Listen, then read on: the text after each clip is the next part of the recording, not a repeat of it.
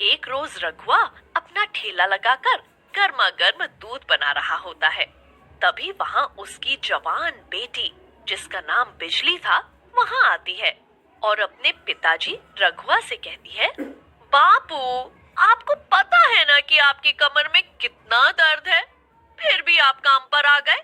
अब आप एक काम करो, घर जाओ और आराम करो। ठेला मैं संभाल लूंगी।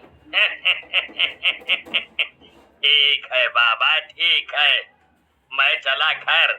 तू तनिक ठीक से काम करना और रात होने से पहले घर आ जाना। और एक बात और सुन, अगर कोई भी ऐसा वैसा आदमी आए ना, तो हम उसको ऐसा गर्मा गर्म दूध पिलाएंगे कि उसको उसकी नानी याद आ जाएगी। ठीक है, अब आप हमारी चिंता कतई ना करो और घर जाओ। फिर रघुआ दूध का ठेला बिजली को सौंपकर घर चला जाता है और रघुआ के जाते ही वहाँ गांव में रहने वाला बिरजू आता है और बिजली को देखकर बोलता है, क्या बात है बिजली, आज तो बहुत चमचमा रही है। तनिक ध्यान रखियो बिरजू, कहीं ये चमक तेरे ऊपर ना धमक पड़े। तू यहाँ बकवास करने के लिए आया है या गर्मा गर्म दूध का गिलास गटकने के लिए आया है?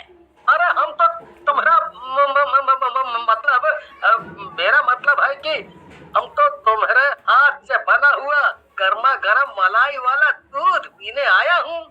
बिजली दूध का एक गिलास बनाती है और बिरजू के हाथ में थमाते हुए कहती है, ये पकड़ अपना दूध का गिलास और इसे फटाफट से गटक और चलता बन यहाँ से, नहीं तो ये बिजली तेरे ऊपर गिरेगी ना तो तू जिंदगी भर याद रखेगा। बिरजू फटाफट से दूध पीता है और बिजली को पैसे थमाकर निकल लेता है। तभी वहाँ एक बाइक आकर रुकती है। उस पर ननंदू और चिराग नाम के दो लड़के बैठे हुए थे। वो दोनों बाइक से उतरते हैं और ठेले के पास जाकर बिजली से कहते हैं, इतनी गर्मी में ये हॉट गर्ल गर्मा गर्म दूध का ठेला लगाए हुए है। हाय रे, क्या खुशबू है।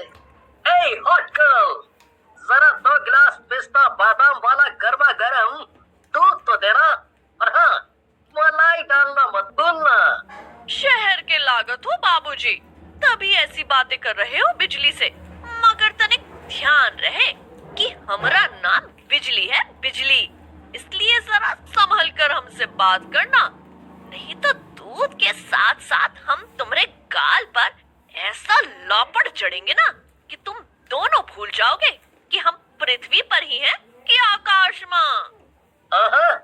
बड़ी अकड़ है तेरे अंदर तो। और मेरा नाम भी चिराग है, और मेरी जिस भी चीज पर नजर पड़ गई, समझो वो मेरी हो गई। ऐसा बोलकर चिराग बिजली के पास जाता है और उसका हाथ पकड़ लेता है। खम्बखत हमका छेड़ता है, रुक अभी तेरे ऊपर गर्मा गर्म दूध उड़ेलती हूँ। जैसे ही चिराग बिजली का हाथ छोड़ता है, बिजली चिराग के गाल पर एक जोर का थप्पड़ मार देती है। चिराग और ननंदू बाइक पर बैठ जाते हैं। तभी शोर सुनकर बिरजू वहाँ आता है और बिजली से बोलता है, क्या बात है रे बिजली, ये दोनों शहरी बाबू क्या बोल रहे थे? कहीं इन्होंने तेरे साथ कौन बदतमीजी तो नहीं की ना? अगर ऐसा कछु भी किया है ना, तो हम इन दोनों की चटनी बना देंगे। हाँ, तुझे बहुत चिंता हो रही है बिजली की? अरे बिजली अपना ध्यान खुद रख सकती है, तू जाकर अपना काम कर, समझा? जैसे ही रात होने लगी, बिजली के ठेले पर लोगों की भीड़ कम होती गई। फिर कुछ देर बाद बिजली भी अपना सामान समेटकर ठेला लेकर घर जाने लगी कि तभी चिराग और ननंदू वहां आ जाते हैं। वे दोनों बाइक से उतरते हैं और बिजली को छेड़ने लगते हैं। हाय रे कब्बखत, तू तो हमरे पीछे ही पड़ गया है। लगता है तुझे छठी का दूध याद दिलाना ही पड़ेगा। दिन का झन्नाटेदार लापड़ भूल गया जो। सच में तेरे जैसी हॉट आइटम कहीं नहीं देगी, और अब तुझे तो मैं बिल्कुल नहीं छोड़ने वाला। दिन में तूने मुझे थप्पड़ मारा था ना, उसका बदला भी तो लेना है।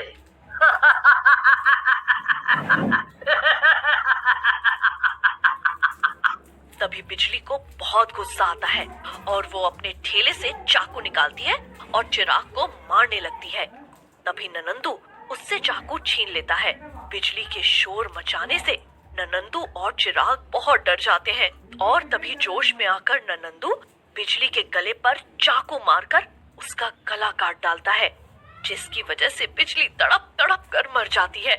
और बिजली के मरते ही ननंदू और चिराग बिजली की लाश को वहीं झाड़ियों में फेंक देते हैं। मरने के कुछ ही देर बाद बिजली एक चुड़ैल बन जाती है। मैं मर नहीं सकती, ये मेरे साथ ही क्यों हुआ? मेरे बाबू को मेरे मरने की खबर लगी तो वो जीते जी मर जाएंगे। कुछ भी हो, मेरे बाबू को मेरे मरने की खबर नहीं लगनी चाहिए। ऐसे बोलकर चुड़ैल फिर बिजली के रूप में आ जाती है और अपना ठेला लेकर अपने घर चली जाती है। कितना अंधेरा हो गया है और तू अब घर वापस आ रही है। पता है मैं कितनी चिंता कर रहा था तेरी। बाबू आप भी ना जरा जरा में हमारी चिंता करने लगते हो। अरे आप बस अपना ध्यान रखो, बाकी हम पर छोड़ दो। ऐसा बोलकर चुड़ैल बिजली अपने कमरे में सोने चली जाती है और सुबह होते ही वे अकेले ही अपना दूध का ठेला लेकर दूध बेचने के लिए निकल जाती है। वे बरगद के नीचे अपना ठेला लगाती है कि तभी वहाँ बिरजू आ जाता है। सुबह सुबह काहे हमरा दिमाग का दही कर रहा है? दूध पीना है तो बता, नहीं तो पतली गली से खिसक ले। बिरजू दूध पीता है और वहाँ से चला जाता है। कुछ देर बाद वहाँ एक मंचला आता है और वो बिजली को अकेला देखकर उसे छेड़ने लगता है। तभी वहाँ एक बूढ़े बाबा आते हैं। बेटी, बाबा के लिए तने के गिलास बादाम पिस्ता वाला दूध बनाना। अरे ये बूढ़ा बाबा कहाँ से आ गया? हे बाबा, चल निकल यहाँ से, मेरा सारा मजा किरकिरा कर दिया। मंचले की बात से बिजली को बहुत गुस्सा आता है और वो फिर से चुड़ैल के रूप में आ जाती है। अभी रुक, तेरा सारा मजा निकालती हूँ। ऐसे बोलकर चुड़ैल उस मंचले को पकड़कर उसके पेट में अपने नाखून से वार करती है, जिसकी वजह से उसकी मौत हो जाती है। अरे बिटिया, तू बिजली से चुड़ैल कैसे बन गई? हमका तो अपनी आंखों पर यकीन नहीं हो रहा है। बाबा, अब मैं आपको क्या बताऊं? इस जालिम दुनिया में लड़कियों का अकेले काम करना कितना मुश्किल है।